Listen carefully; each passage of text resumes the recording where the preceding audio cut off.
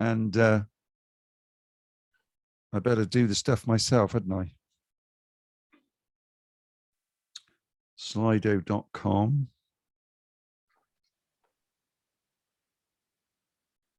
LM, what's the date today? Is it 11? Yeah, 11/02/22.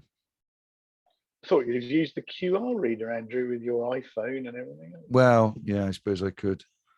I suppose you could. So where are we? Okay, so very good morning to you, ladies and gents. It'll almost be afternoon. We're not quite at midday, but we're expecting a lot of people today. So we've opened up slightly early to get people in. As you come in, please do log on to Slido, either with the QR code, which you can see on the screen, or by dialing in with the hashtag LM11022. We've got an opening survey for you to fill in, so perhaps you'd like to do that. As I say, we'll just wait another minute or so to allow a few more people in. So I'll be back in about a minute's time to kick off. Thank you.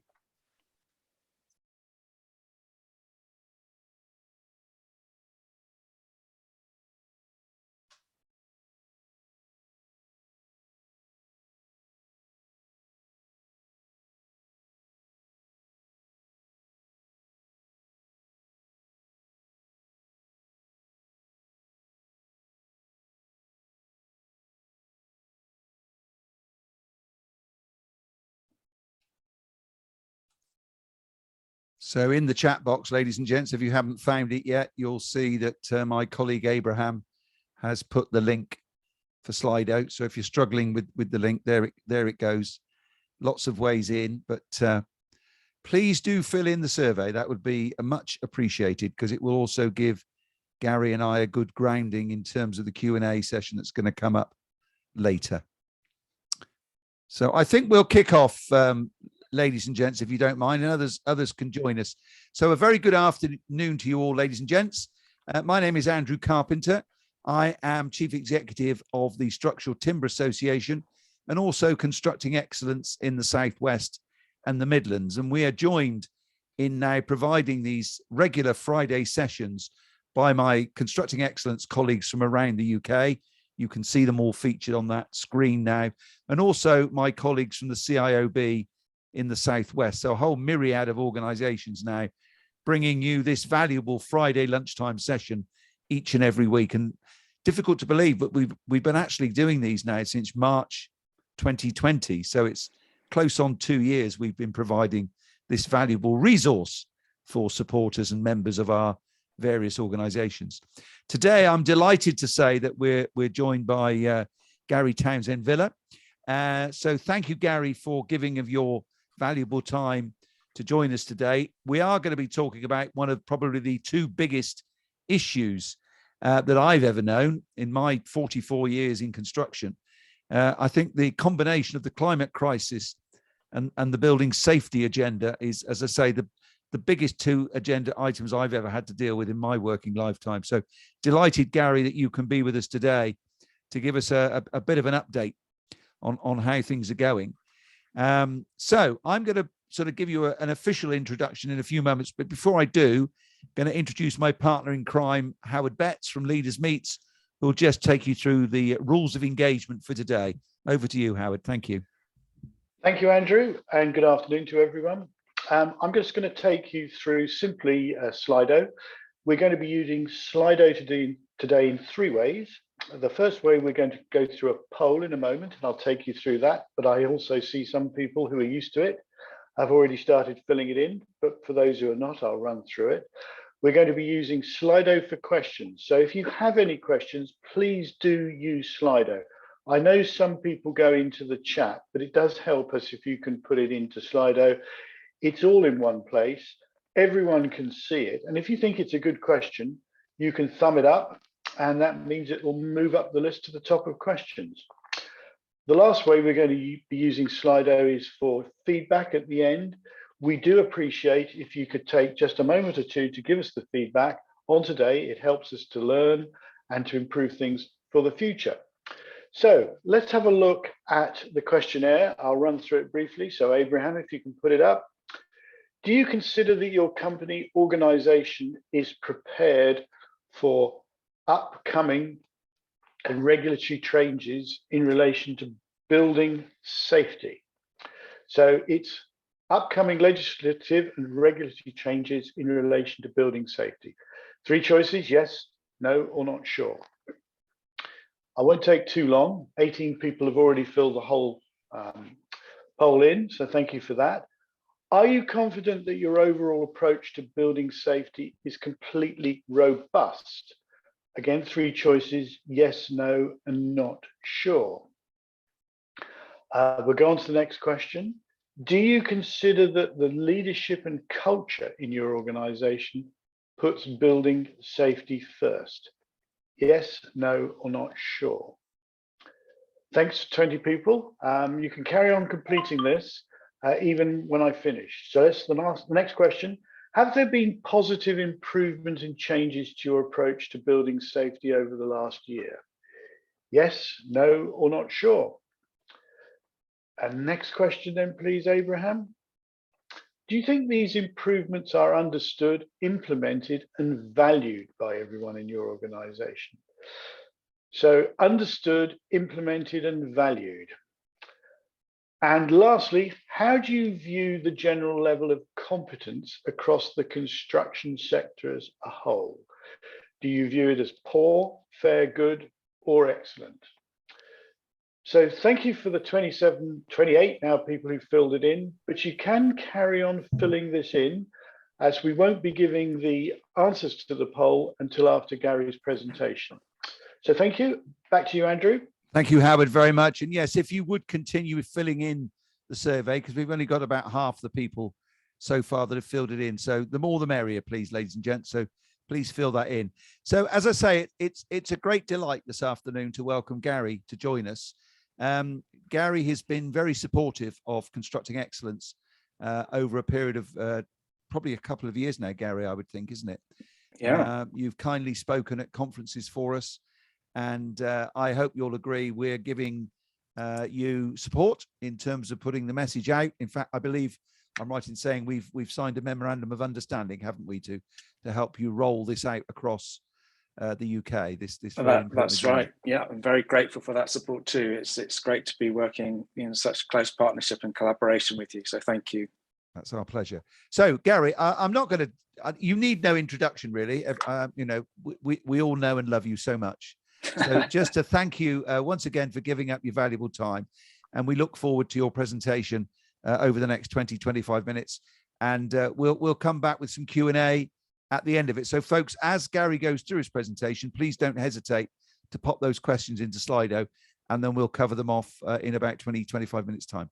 I'm going to mute myself now, shut my video down, you'll be pleased to know, and the floor is yours, Gary. Thank you. Brilliant. Thank you so much, Andrew and Howard. Good afternoon, everyone.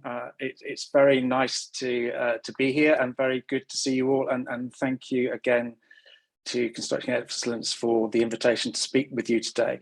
I thought that what might be useful, bearing in mind that we seem to have started 2022 with a challenge from government that the sector is having to grapple with, and some very tight timescales.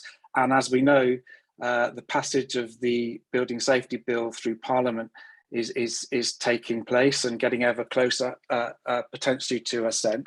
And those timescales mean that inevitably the calls that are coming out from interested parties, particularly from government and from the independent safety steering group, is that organisations should be getting ahead of regulation and not waiting for that regulation. But clearly, that does provide a lot of organisations with some challenges to know what to do, how to do it, when to do it, and what's the right thing to do, because obviously some of the goalposts are still moving. But that shouldn't be a reason for not pushing forward on things that can be done. And what I want to do today is just to give you, for those of you who are maybe not aware, give you a bit of detailed background about the Building a Safer Future Charter, why it exists and where it came from, and then to talk a little bit about some of the practical tools and incentives for companies and organisations to be able to get involved with putting building safety first, which is the whole vision and intent of the Building a Safer Future Charter. So just to go back in time a little way, the Building a Safer Future Charter was a direct response to, the creation of it was a direct response to the Grenfell Tower disaster. And it came about as a result of the sector increasingly recognising that things needed to change. And one of the things that came out of Dame Judith Hackett's inquiry report, was that a failure of leadership and culture had been a principal contributing factor to the Grenfell Tower disaster, and in fact to many other high hazard disasters that have happened, not just in this sector, our own sector, but across other high hazard sectors. And therefore there was a real need, I think, in terms of some of the leading organisations within the sector to be seen and wanting to do something quite public to demonstrate and recognise that there was a requirement for culture change. So the charter was first established back in July 2019, when it was launched by the then Secretary of State. And it was created as an industry-led initiative led by the early adopters, which are for leading tier 1 contractors, for housing associations, and for local authorities. And they felt they needed to do something very public to demonstrate that this change of culture and approach needed to take place. So they created the charter, which has at its heart 5 commitments, which are very, very clear, very focused, and very easy to understand, and also very difficult to disagree with. They are about making sure that there is this culture change and providing a voice and a mechanism for building safety across the sector. It's about transparency and making sure that sharing of information takes place in an accessible manner through the whole life cycle of a building. And making sure that safety is a key factor of choice in decision makings about who organisations work with, subcontract to, and the products that they use, without compromising on quality and value for money. And importantly, making sure that all voices are heard, anyone with an interest and are impacted around building safety have the opportunity to have their voices heard. And also, most importantly, in some cases, I guess, it's about making sure that everybody at an individual, a company and a sectoral level is really clear about their own responsibilities and accountabilities in relation to building safety. So the charter, as I said, was designed as a mechanism to get that conversation started. But the charter in and of itself is not going to affect change on its own. And in fact, there could be danger in the charter being seen as a tick box exercise that organisations say, we support the charter, job done, we're the good guys, move on to the next issue the sector is facing. And for that reason, it's really important, we believe, that there is some mechanism for being able to demonstrate and for organisations to be able to prove that they are really doing the right thing and stepping up to the plate and making those changes. So when I say we, the we that I refer to is actually Building a Safer Future Limited.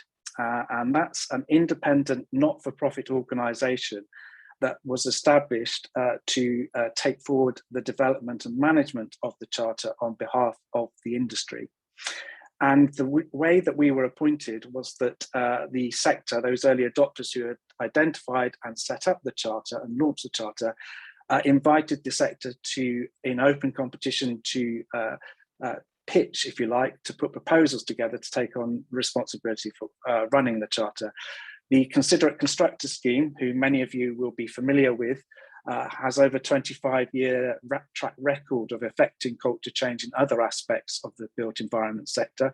And the Considerate Constructor scheme, under the leadership of Amanda Long, put together with the pitch that went to the early adopters, which I worked on with Amanda and the CCS board, and we were duly appointed. And the very first thing that we did was to establish this independent not-for-profit organisation, because we believe that independence is crucial. So whilst it may have been born of industry, in order for it to be able to stand up to scrutiny, to be robust and to increase public trust, there needs to be that independence.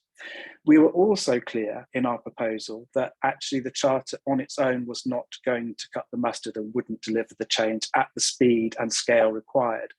And we said that there was a requirement, and what we've been working on is to develop a mechanism and tools to support organisations ahead of regulation to get on and help them improve leadership and culture around building safety within their organisations, and in doing so, share good practice and innovation for the benefit of the whole sector, so the whole sector can move forward.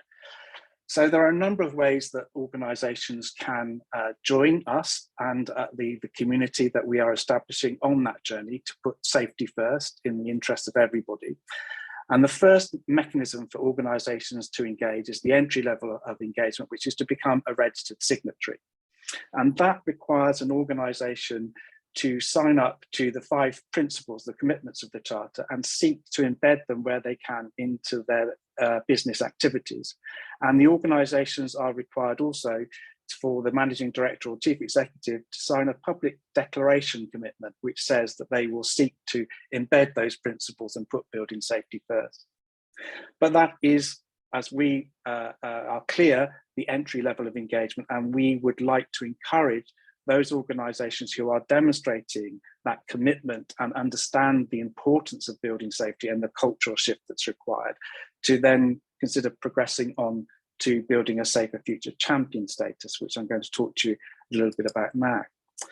So just by way of where we've come from, so we took over the Charter in March 2020. We launched registered signatories very soon after that in June 2020. And we currently have 330 registered signatories covering the entire value chain of the sector, from contractors, house builders, housing associations, local authorities, professional and trade and membership bodies, and supporting organisations. So right across the entire value chain. We also have a number of out-of-sector corporate supporters, such as UCAS and a number of other organisations, particularly Crown Commercial Services Homes England, and a number of other procurement frameworks who are corporate supporters and are seeking to embed the Charter, the BSF champion process into their procurement frameworks. So just by way of who those 330 represent, so they have a combined turnover of almost £60 billion. We have currently 20 of the 50 largest companies by turnover and 30 of the 100 largest companies in the UK construction sector, and growing all the time. And this session is entitled Getting Ahead of Regulation. And we know that regulation is coming. We've known for some time. We've seen the Fire Safety Act. We've seen the publication and the passage of the Building Safety Bill through Parliament. And we've seen the establishment of the Shadow Building Safety Regulator. But we believe that regulation is an important part of this whole discussion, but it shouldn't just be about regulation. It should also be about voluntary schemes and the sector organising themselves and doing things because they realise it is the moral and right thing to do. So we believe that we are complementary to regulation. So the regulator can drive the change required at scale and speed and has the stick. And we believe that voluntary schemes such as a Building a Safer Future Charter are about providing tools, practical tools and mechanisms and incentives to help organisations improve over time. And so we see ourselves as very much complementing regulation and very much part of the story around carrots. So we want to celebrate where there is good practice and innovation, and there is a lot of that already out there. So it's very much about recognising and celebrating that and demonstrating those and showcasing those organisations who are doing well and rising to the challenge. But if we are ultimately looking to create this new culture where safety is much more important in the culture of organisations and is being led from the front, then it's really important that we have a mechanism and framework for doing that. So we had a look at a number of other high hazard sectors where this issue of leadership and culture had been seen as contributing to other major hazard disasters in other sectors. And we then looked at what they've done subsequently in the decade, or in some cases 15 years since those disasters took place. They have taken on a similar journey of seeking to improve leadership and culture and providing mechanisms for that change to be supported. And so what we did was look at those other sectors and learned what they had been doing, what had been working and proven to have worked, and the impact that those sectors have had in terms of shifting the culture dial. And we looked at 9 different frameworks, both nationally and internationally, to develop a similar approach and a benchmarking framework that could be verified, that would help organisations go on the journey and then be able to demonstrate continuous improvement.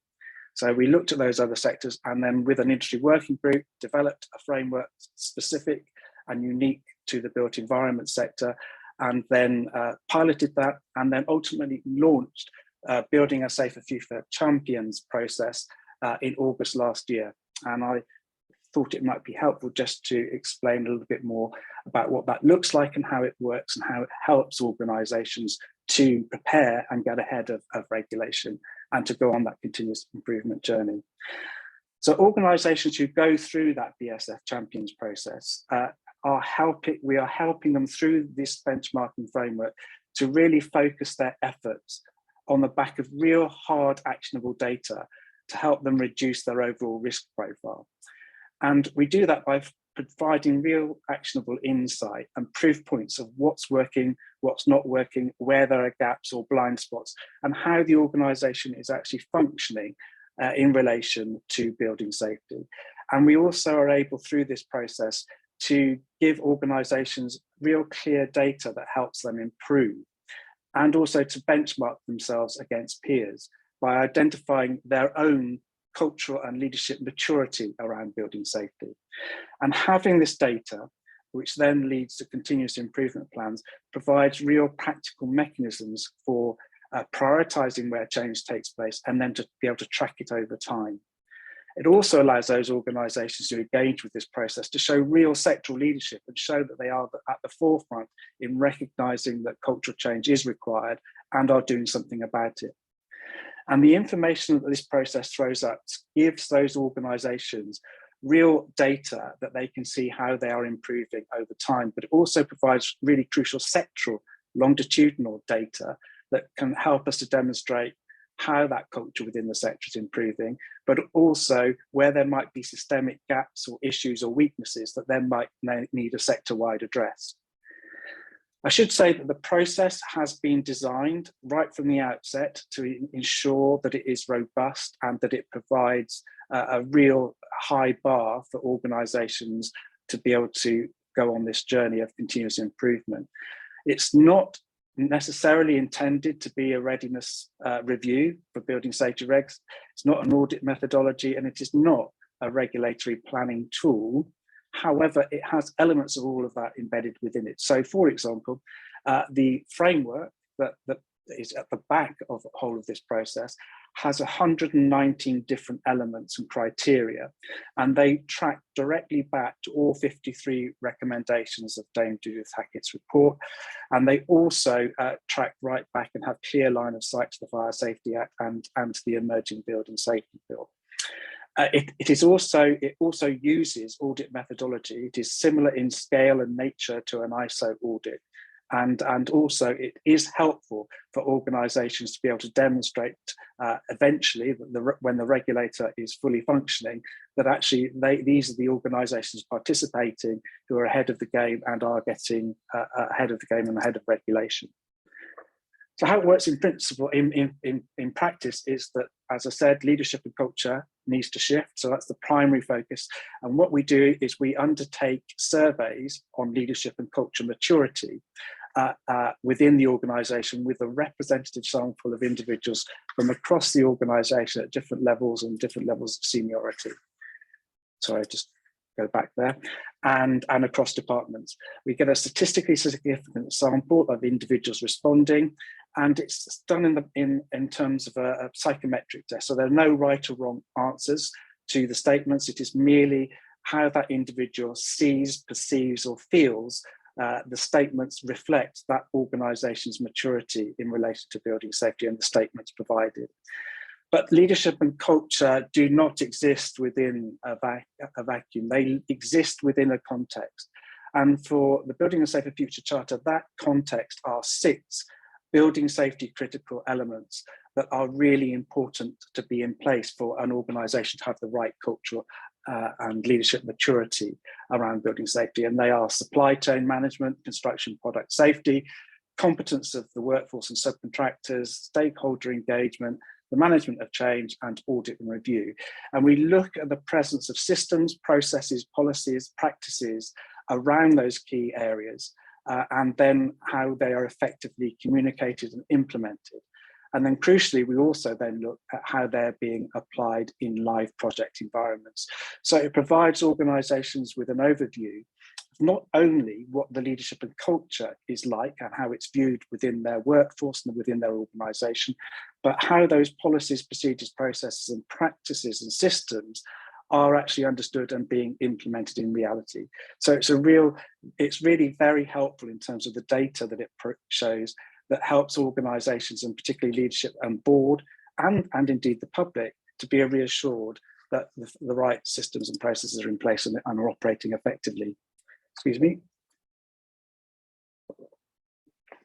So in terms of leadership and culture, let me just explain a little bit how that works. We've identified 10 leadership themes and 8 organizational culture themes that would be expected to be in a functioning organization around leadership and culture around safety.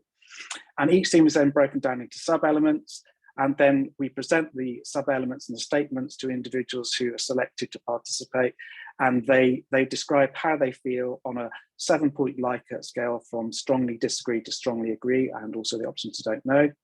And there are no right or wrong responses. It's how that individual perceives or instinctively responds to those statements. And within that survey, we have a number of reverse coded and direct questions so that we can check that the individual is responding in a manner that will give valid answers and it's being diligently completed. And we also have the reverse code questions to check that understanding is taking place. So it's quite detailed. There are over 180 statements that people respond to. Typically, the survey takes about 45 minutes to an hour to complete, and there's also the option for adding free text, narrative, and comments to give real richness of, and insights of the organisation to the organisation.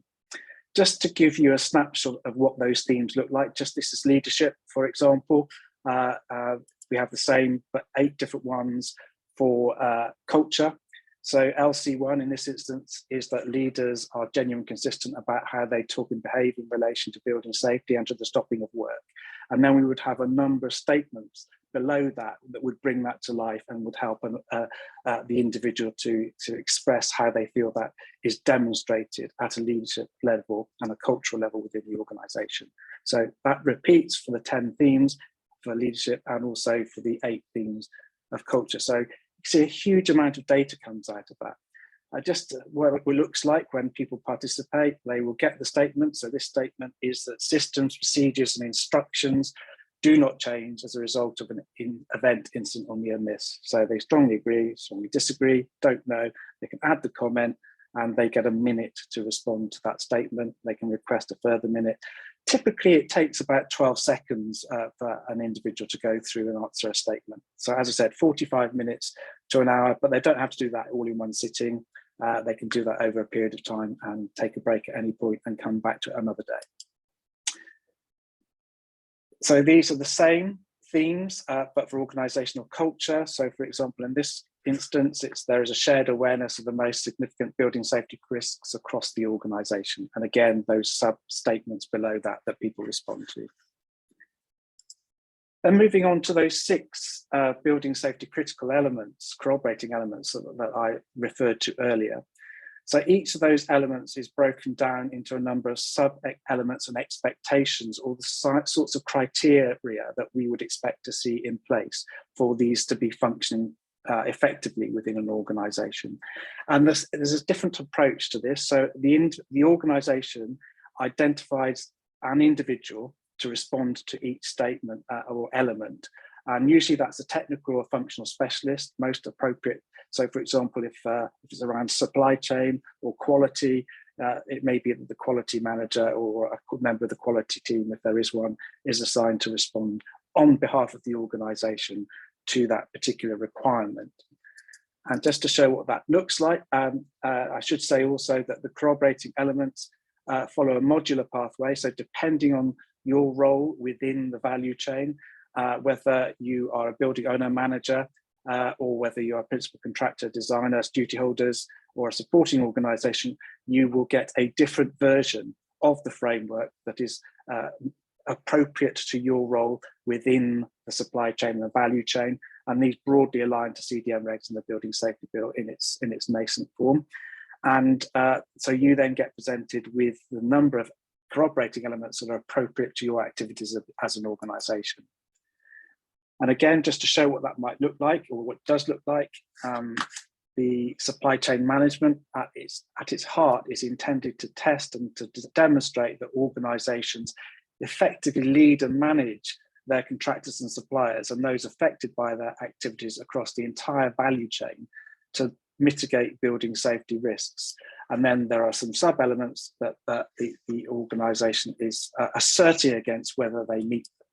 And how that looks in practice is you can see that there are the supply chain elements on the left, and on the right is one of those sub-elements. And this speaks to the point that was being made earlier, and the poll and the question in the poll at the beginning around competence. So in this particular expectation is that there are effective processes in place and that they exist for the pre-qualification, selection, induction, management and post-contract review of contractors and suppliers, and making sure there are effectively defined competency requirements in that regard. So the organisation would then state, or the individual responding on behalf of the organisation would state whether the expectation is fully met, whether it's partly met or not met, or whether it's not applicable, and then to provide a narrative of how they feel they meet or don't meet the requirement, and then to upload evidence to demonstrate that. And we give some indication of the kinds of evidence we might typically expect to see, but it's not prescriptive, it's only indicative. And all organisations are different, so organisations will have different ways of being able to demonstrate that they meet that requirement. And again, you know, if it was something around quality, for example, an organisation had ISO 9001, 14001 or 45001, it might be appropriate that that is then a kind of evidence that would be demonstrate their conformance with that particular expectation. And therefore then a copy of the certificate would be uploaded, but to demonstrate that conformance. Where possible, and where this process, which is a holistic overview of all of the things that happen around building safety within an organisation, where there is overlap or alignment to other industry initiatives and schemes or accreditations, such as the Common Assessment Standard or to evolving PAS or BSI standards, we seek to reference those and also to demonstrate that those would be the sorts of things that we would expect to see by way of evidence. So these are practical tools that the organisation can then use by going through this process to help them to get ahead of regulation. As I said earlier, these tools have been proven to work in other sectors and have been in existence for, in some cases, more than a decade. And whilst there is regulation coming and the regulator will have stick, we see this very much as an incentive to the industry to be able to get some real practical tools and support to help them on the journey and to be able to prove that they are doing the right thing in relation to leadership and culture around building safety, so that when a very stretched new regulator gets into its stride, it will perhaps think about looking elsewhere. So the really important thing that helps to drive this change and to really shift the culture is that this is data driven. So all this will provide real hard evidence of where the most effective interventions and the order in which they could be taken will have the biggest impact. And because this is also about the carrot, it really is through this process, and the assessors that will be undertaking, who do undertake the assessment, will be able to identify the good practice innovation that's taking place. And then we'll be able to share that with the broader sector and to provide a platform for those organisations through webinars and other mechanisms to demonstrate and celebrate the good things that they're doing. Also, being through this process and achieving the status will help reassure boards, clients and residents of the overall approach to building safety within this organisation that's gone through the process. But it's also about the independent verification, and we use independent verifiers and assessors, very experienced senior assessors from outside of the sector mostly, from oil and gas, chemicals, rail, aviation. And the reason that we do that is that they bring unique insights into this equation that they can share with organizations of having seen these things and how they have evolved and worked and developed over time in other sectors. So they can share their learning from other sectors to help our own sector improve. But also it does reinforce that point of independence.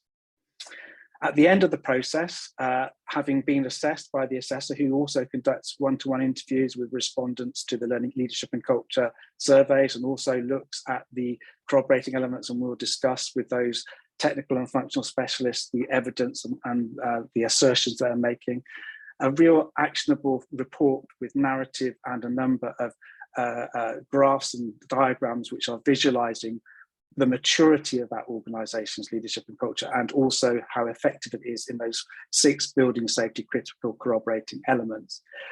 This isn't about a tick box exercise. It's not a pass or fail criteria. It is about a continuous improvement journey. But those organizations who use the framework and meet the minimum required standard will achieve building a safer future champion status.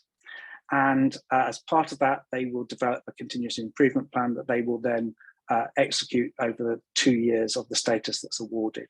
And it allows, as I said earlier, for organizations to benchmark where they are now in relation to their peers, but also how the sector is performing over time. And this sort of approach that we encourage leaders of organizations to take within this regard to this process is that it's about learning. It is about learning and hard data. So we encourage organizations to celebrate the reds and challenge the greens. So where there is good practice, fantastic, but how could that be improved? How can we take that further forward? And if there is a red, then great. That helps us to identify where we need to put our efforts. So as I come to the end and open up towards questions and to any comments or observations that people might wish to make, just a bit on progress to date. We have over 20 organisations, roughly 25, I think, currently, who are undertaking this process and are some of them coming to the conclusion of that process. A real range of organisations. We have some big tier 1 contractors, as you'd expect, but we also have a number of housing associations, both large and small, a number of clients, and also some very small boutique organisations with less than 10 people who are providing support services or professional consultancy services to the sector, all undertaking this process. It is already a requirement and embedded into major procurement frameworks such as Homes England, Crown Commercial Services and SCAPE, and increasingly other regional frameworks are becoming involved and seeing this as a really important part of their own commitment to helping drive building safety. And we've also had really positive engagement and held a very, very good event with representatives from individual insurance companies and also their representative bodies and associations to discuss how this process could become part of pre-assessment for insurance cover, and therefore those organisations who are engaged with this process, whether at registered signatory or champion level, are then looked upon more favourably in terms of access to insurance cover, but also if this is ultimately, which it is, about organisations reducing risk profile, how that ultimately might then be recognised and reflected in insurance premiums. This process has also received positive backing and support from a number of key leading organisations, including Constructing Excellence, of course, but also Dame Judith Hackett, the Building Safety Minister, the Independent Industry Safety Steering Group, Peter Baker, the new Inspector of Buildings, and also the Construction Leadership Council have all thrown their support behind this approach because they have seen and know how it has worked in other sectors. So just as I come to the end, Dame Judith Hackett, who chairs the ISSG, on behalf of the ISSG, issued their 3rd report 3 weeks ago, and very clear again about the need for organisations to get ahead of regulation and to show that leadership and to do the right thing and to move further faster. In his response to the ISSG report that came out in January, The Building Safety Minister said that he expected players across the supply chain to be signing up to these sorts of initiatives and to making sure that there is some meaningful, independent, verifiable way of demonstrating progress. And don't just take our word for it. I'd just like to bring your attention to a major conference which is taking place on the 24th of March in central London at the Old County Hall in Westminster on the banks of the Thames there. Culture Change in Construction, Building Safety First. This is an event which is being organised in conjunction with UK Construction Week and the Building a Safer Future Charter, and also our sister scheme, the Code for Construction Product Information. This is now open for organisations to register. It's part of a series of what we hope will be a number of conferences and events around culture change. Indeed, UK Construction Week, which is taking place the beginning of May, the first week of May, is going to have culture change as the main theme of UK Construction Week this year. So this Building Safety First conference is about showcasing what's already happening, providing a platform for those organisations who are already going through this process to demonstrate and to share what they've learned and how valuable it has been to them in terms of what they've been doing. And also we are bringing in some other experts from other sectors, such as oil and gas, chemicals, and aviation, to share their experiences and the journeys that they have been on and how they have found this whole process in terms of shifting the dial in relation to culture around building safety within their own high hazard sectors. So that's an awful lot of information that I've downloaded. I'm aware I will be making some of this information available after this event so that you can reflect on it at your leisure. But I'll finish there and hand back to Andrew, and very happy to take any questions that you may have. Gary, thank you very much. As always, very valuable information you've passed on, and it's good to see we're making progress. So we did a bit of a survey earlier on, Gary. Let's take us through the results then, Abraham. How do you view the general level of competence across the industry? Can we go back to the responses before we go to the next question?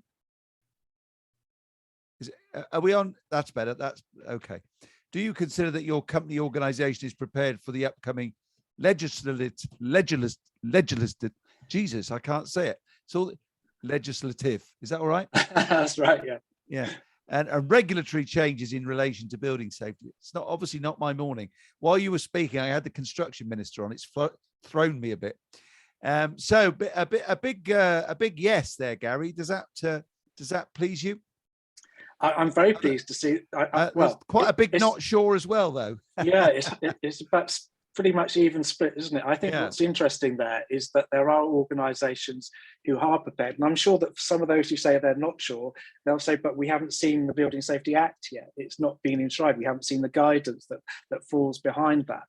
But and that may be some of the reason for the not sures. If that is the case, then at least we do know what the direction of travel is. So there are still practical things that people and organisations can be doing now. But I think from the conversations I've had with Dame Judith, is she's saying don't wait for the legislation.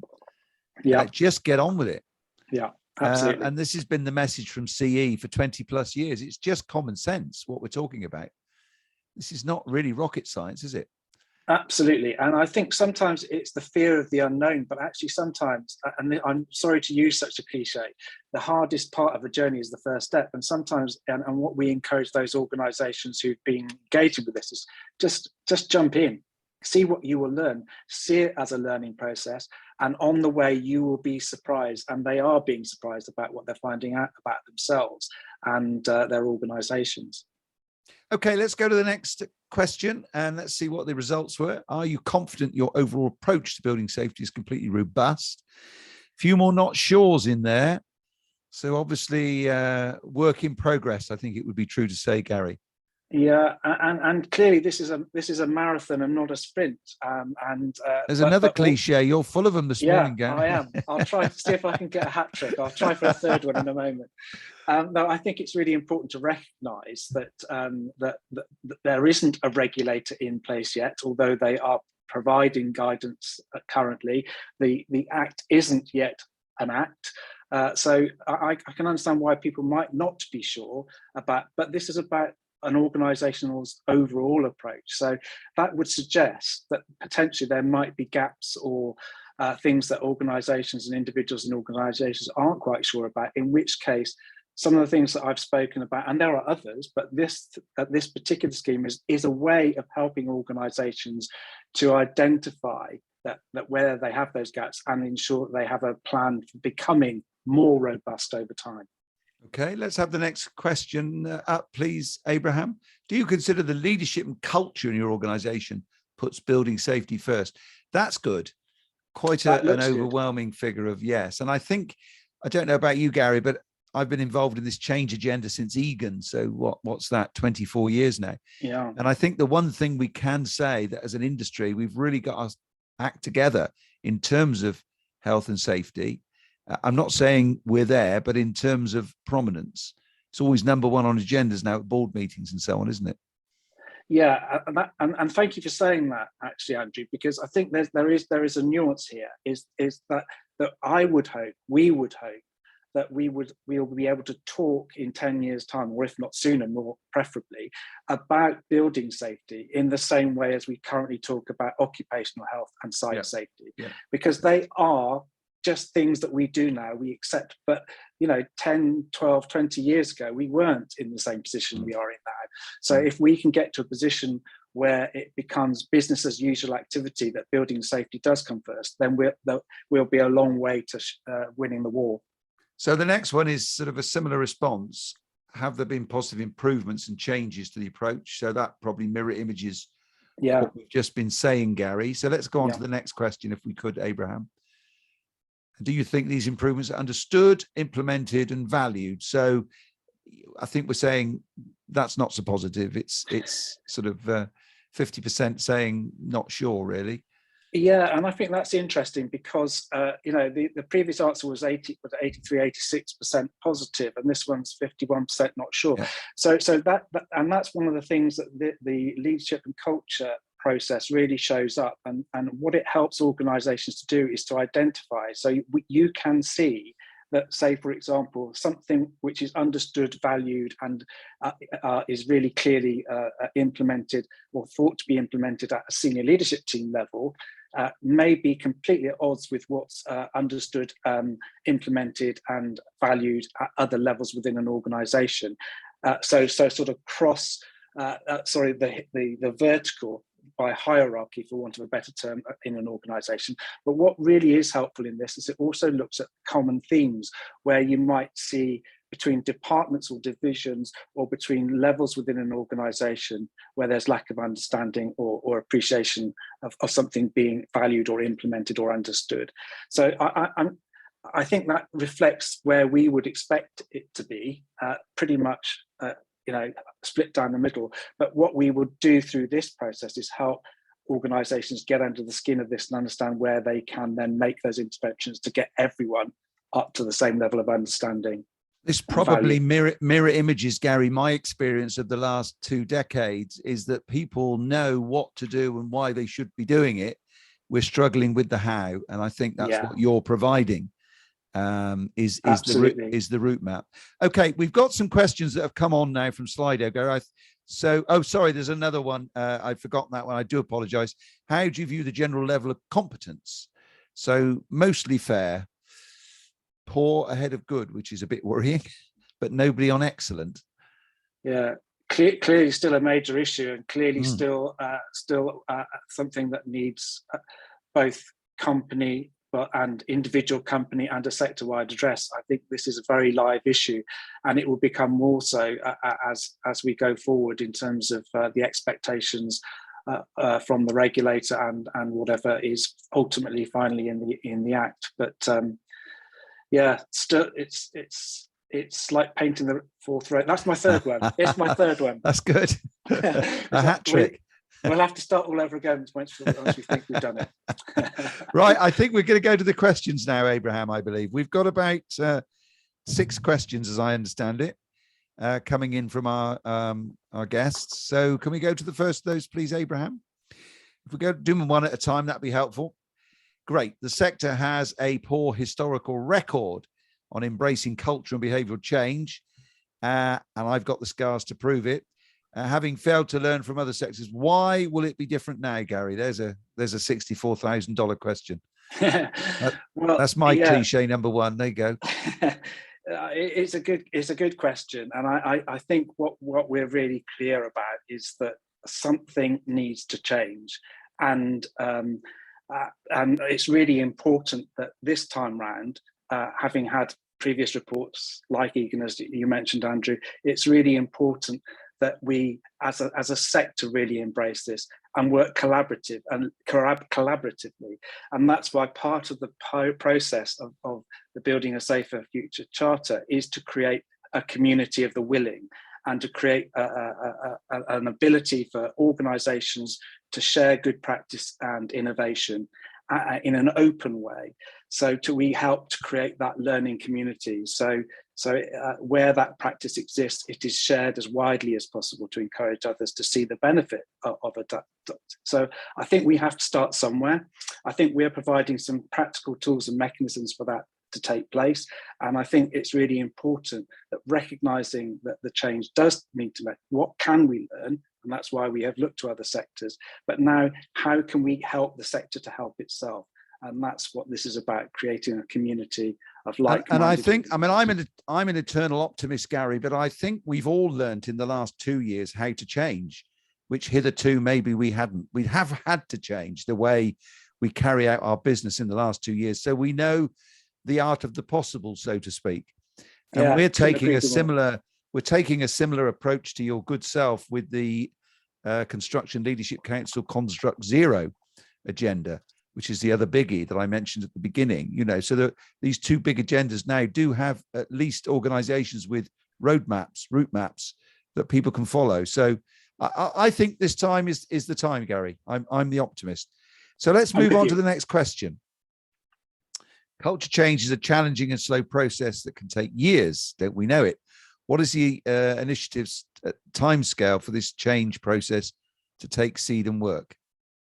Yeah, and another great comment and question. I think that we know absolutely, and you will know as leaders within your own organisations, that culture is always lagging behind leadership. So leaders set an agenda or a course for change, but it takes a significant amount of time for that change to actually start to be seen and felt and become real.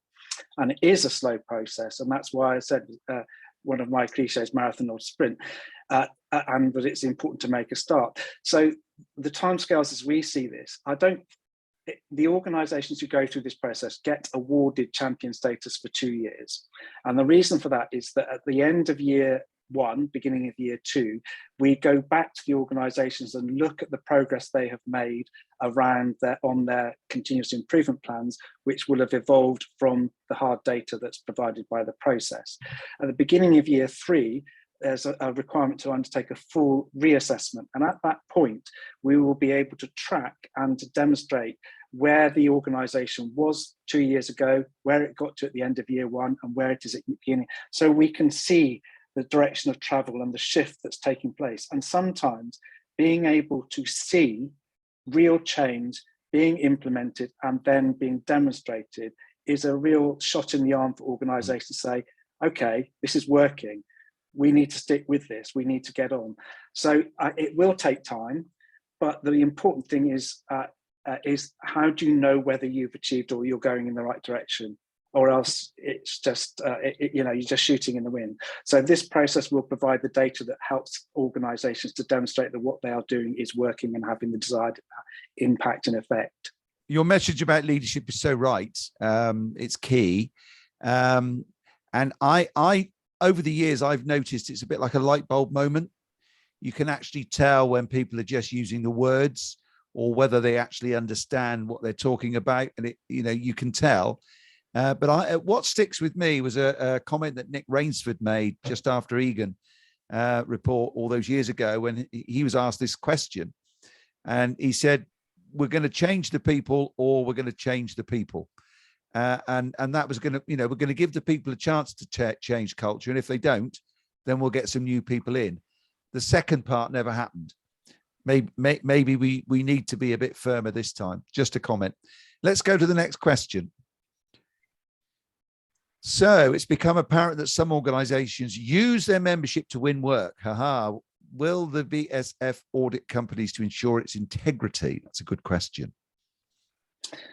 Yeah, it is a good question. So in terms of registered signatory status, which is the entry level, there is no requirement. It is about creating the background and the conditions for organisations who wish to engage with this agenda. So there is no audit, for want of a better term, of registered signatories. But increasingly, as we progress in time, the role of registered signatories, I think, will become less, because they will be organisations who want to learn, so they'll be using the resources within the Learning and Excellence Hub that are coming out of the Champions process. And they will be starting their own organisational journeys. So there isn't really a requirement. We are just trying to create the conditions to start seeding that community of organisations who want to learn and grow, develop and change. Where it becomes more important is with the Building a Safer Future Champion process. And where that is important is that we do have that review at year one, at the end of year one, beginning of year two, and there is the requirement for reassessment and full reassessment at the beginning of year three. So, and the other thing I will say and should say in terms of integrity is that the framework that we have developed is designed and is a dynamic framework, so that as new legislation or regulatory requirements come on track, or for example, if methods of construction change, then it's really important that the framework adapts and evolves to reflect those changing practices. And the other thing I would say is that the reason for that reassessment is that the culture will change as time goes on, with changes in leadership within an organisation and with takeovers and mergers, etc. So that's why there is also this requirement when those big lifetime issues take place within an organisation for reassessment to take place. So we are constantly re-evaluating and utilising that term auditing organisations through the lifetime of their status as a champion. You could be talking about the Metropolitan Police, really, with some of the things you've just said. But anyway, that's another subject. Let's move on to the next question. We've got about 5 minutes only, Gary. So the questions have to be answered quickly, if you don't mind. Corroborative evidence: is the industry ready for this, i.e. providing provenance on all products used in construction, secondary legislation, golden thread, etc. So what do you think about that? So if it's not, then it should be. And if it's, exactly, yeah. If it's not, also, then this provides a mechanism for identifying that and then seeking ways to address it. But it's not going to do this all in one go in and of itself. And it's really important. So for example, I mentioned in passing, and I think it's the subject of another of your upcoming sessions in a couple of weeks' time, where Amanda Long, the Chief Executive, is going to talk about the Code for Construction Product. That's 2 weeks today, Gary. You're right. 2 weeks today, yeah. So and that's absolutely about helping, again, organisations to make sure they're doing the right thing in relation to construction product information. So the framework itself does recognise that the secondary legislation and also the status of the guidance that will come through aligns to the golden threads, and I said, and that links back to my previous point about the dynamic nature of the framework. So as secondary legislation, particularly around things like the golden thread, become clearer, the framework will be updated to reflect those requirements, and that's a mechanism for providing the roadmap to help organisations go on that journey. Okay, thanks. We got 2 more questions. We're going to have to ask you to give really quick answers, Gary, if you could. So one from Richard. Richard chairs our Building Safety Committee in the Southwest for CE. How does the Charter demonstrate the skills, knowledge, experience and appropriate behaviours needed by individuals as duty holders?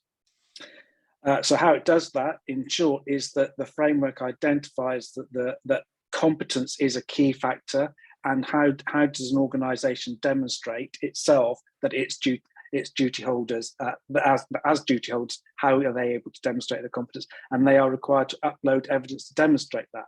So, and there isn't a specification of what that should look like, because it will be different for different organisations, and they will have different ways of demonstrating that competence. So it isn't a standard in that sense. It is a set of criteria about what we would expect to see in place, and it's up to the individual organisation to demonstrate with evidence that they meet that requirement. Okay, final question then, and it's around cost. Are there any concessionary rates for chartership for certain organisations, as there are for registered signatory status? So the costs for champion process are based on a company's turnover. So and the costs cover the full 2 years of the involvement in the process. So at its lowest level for very small organisations, it's still an investment. It's still a cost, but it is an investment. But it's roughly around £3,000 over 2 years for a small organisation to go through this process. And at the top end, it's 25,000 over 2 years for large organisations. So it's banded in relation to organisations' turnover. And we've tried as a not-for-profit organisation to ensure that fees are not a barrier to entry. Okay, but it does show an organisation's commitment to this agenda. Gary, thank you for that. We're almost out of time. So, ladies and gents, first of all, could I ask you to go back to slido.com right now, hashtag LM110222, little bit of a survey about today's webinar. If you could fill that in, that would be great. Abraham, let's have the next slide. I think it's about CPD. Yes, it is. So if you'd like a certificate of attendance, a CPD certificate, you just go to MyProPass and you just fill in, well, you need to fill in an account there, and then you can get your digital certificate. That will be issued by MyProPass. We don't have to put any codes in anymore. We've got a newfangled system, which I hope will speed things up for you, ladies and gents. Now, next week, I think is going to be the next slide. We're going to be looking at MMC, and we've got a model coming in from Germany. So we're very keen in Constructing Excellence to look at best practice from all over the place, not necessarily from the UK. So coming in is a German MMC provider, going to show you their model. It has been used in the UK. So that will be very interesting next week. Just leaves me now to thank Howard and Abraham from Leaders Meets for looking after us so well. And particularly, Gary, thank you once again for your time, your knowledge, your expert involvement in not only this project, but in the way that you've helped CE communicate it and disseminate it. So thank you, everyone. Enjoy the rest of your day, folks. Have a great weekend. And I hope to see you all again next Friday when we're going to be talking about modern methods of construction. Thank you. Bye-bye now. Bye.